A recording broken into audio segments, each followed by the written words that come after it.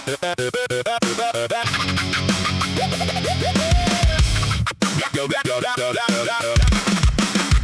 how my song progresses and improves. Marcabru, by heavenly inspiration, knows how to weave and fit the subject in verse so that one wouldn't change a single word. No, not one.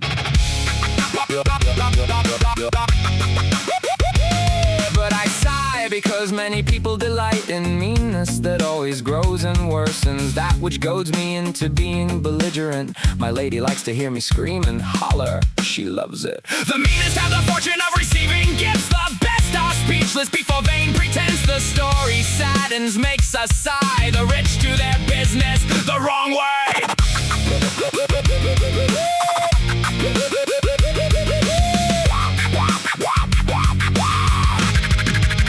There is no hope in youth, too quickly steals away. Against death, no appeal or defense. These crouching cowards have thrown youth out of its domains, out of its path by fault of their mother, yeah.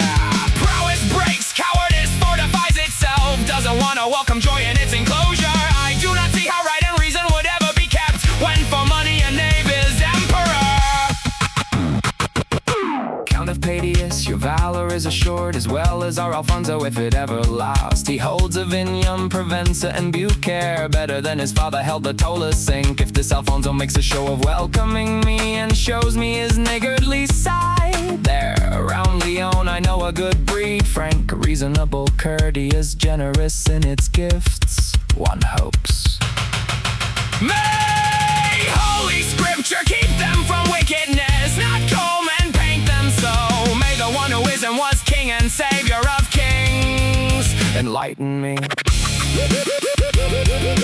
up about what I should expect of King Alfonso.